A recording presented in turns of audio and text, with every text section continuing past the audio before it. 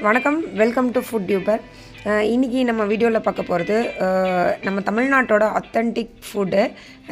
நிறைய பேருக்கு ரொம்ப ஃபேவரேட்டான ஃபுட்டு, ஹெல்தியான ஃபுட்டு. இட்லி தான் இன்றைக்கி பண்ண போகிறோம்.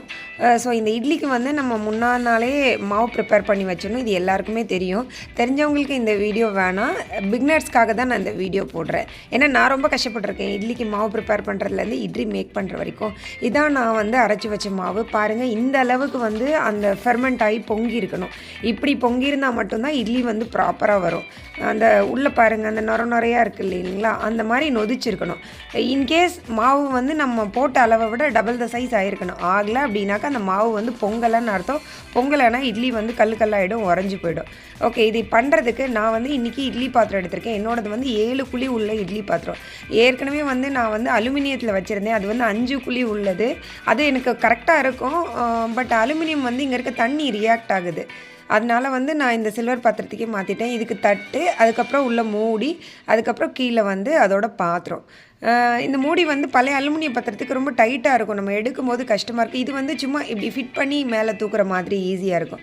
அதுக்கப்புறம் முக்கியமானது வந்து துணி, இட்லிக்கு போடுற துணி. இது வந்து இப்போது நிறைய பேர் வந்து எண்ணெய் அப்ளை பண்ணி வைக்கிறாங்க.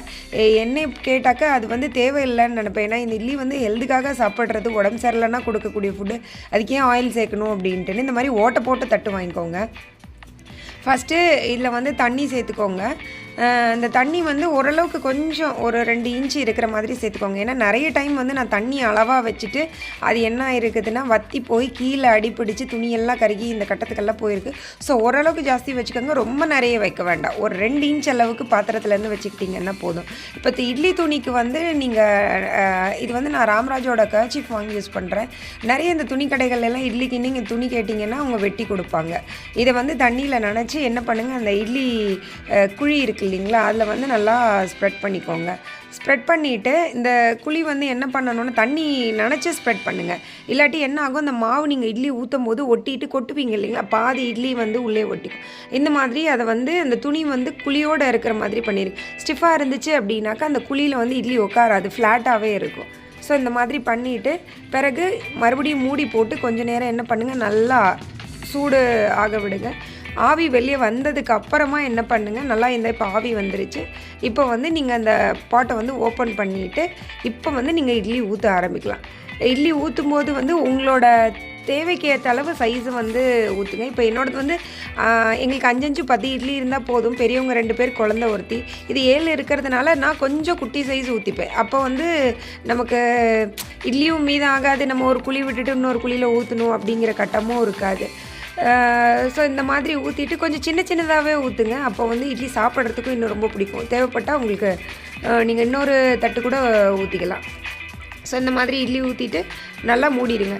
மெயின் இந்த இட்லி ஊற்றும் போது மாவு வந்து ரொம்ப போட்டு அப்படியே கலக்கிடக்கூடாது. அதில் அந்த குட்டி குட்டி ஓட்டையாக இருந்துச்சு பார்த்திங்களா, அந்த ஓட்டையெல்லாம் அந்த ஹனிகோம்ஸ் மாதிரி இருக்கிறது தான் அந்த இட்லியோட சாஃப்ட்னஸ் கொடுக்கறது. உள்ளே வந்து அந்த ஏர் பபிள்ஸ் இருக்கும். அந்த ஏர் பபிள்ஸ் இருந்தால் தான் வந்து இட்லி சாஃப்டாக இருக்கும்.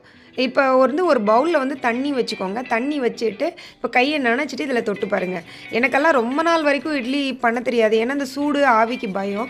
இப்படி நீங்கள் தொடும்போது நம்ம கை வந்து தண்ணியில் நனைச்சிட்டு தொடும்போது ஒரு 2 செகண்ட் வந்து சூடு தாங்கும், அதனால் பயப்பட வேண்டாம். இப்போ என்ன பண்ணுங்கள், அதுக்குன்னே அந்த பிடிச்சி இறக்கிறதுக்கு ஒரு ஹேண்டில் கொடுத்துருப்பாங்க. நான் வந்து கீழே அந்த இட்லி தட்டோட மூடி இருக்குது இல்லைங்களா, அந்த மூடி மேலே வச்சுப்பேன். சில பேர் இதுக்குன்னு தனியாக பிளேட் யூஸ் பண்ணி மாற்றுறாங்க, அது எனக்கு கஷ்டமாக இருக்கும். இதுனா ஈஸி இல்லை, உங்களுக்கு கையில் இழுக்கிறதுக்கு பயமாக இருக்குது, ஆவி அடிக்கும் அப்படின்னா இந்த மாதிரி வச்சுட்டு நீங்கள் எடுத்துக்கோங்க. அது வந்து பயமே கிடையாது. எடுக்கிறதுக்கு முன்னாடி அடுப்பை சிம் பண்ணிவிடுங்க, இல்லாட்டி ஆவி ரொம்ப அடிக்கும். சிம் பண்ணிவிட்டு கவனமாக எடுத்து திருப்பிடுங்க. நீங்கள் வெதர் வச்சுருக்க தட்டுலையோ இல்லை, நான் வந்து இந்த இட்லி மூடியில் வச்சுக்கிறேன். ஏன்னா இட்லி மூடியில் கீழே அந்த பிடி இருக்கும் இல்லைங்களா, அதில் வந்து நான் பிடிச்சி பார்ப்பேன், எனக்கு சூடாது, தட்டுன்னா வந்து சுடும். ஸோ இப்போ மெதுவாக லைட்டாக மேலே தண்ணி தெளிச்சிட்டு கூட எடுக்கலாம், உங்கள் இட்லியை பொறுத்தது. இப்போ இதில் வந்து மாவு வந்து ப்ராப்பராக நம்ம ஆட்டியிருக்கோம், எக்ஸாக்டாக புளிச்சிருக்கு அப்படின்னாக்கா துணியில் வந்து ஒட்டவே ஒட்டாது. இட்லி எப்படி நம்ம துணி போட்டோமோ அப்படியே வரும். ஸோ அந்த மாதிரி இருந்துச்சுன்னா இட்லி சூப்பராக ரெடி ஆகிடுச்சுன்னு அர்த்தம். இப்போது நம்மளோட இட்லி ரொம்ப ரொம்ப சூப்பராக ரெடி ஆகிடுச்சு. நீங்களும் கண்டிப்பாக பிக்னஸாக இருந்தீங்க அப்படின்னாக்கா வீட்டில் ட்ரை பண்ணி பாருங்கள். நான் இன்றைக்கி இதை வந்து ஒரு குருமா, என்னவே குருமா இருந்தாலும் நமக்கு அந்த பொடியோடு சாப்பிட்றது வந்து ஒரு தனி டேஸ்ட்டு தான். வீடியோ பிடிச்சிருந்தா லைக் பண்ணுங்கள். Thank you very much.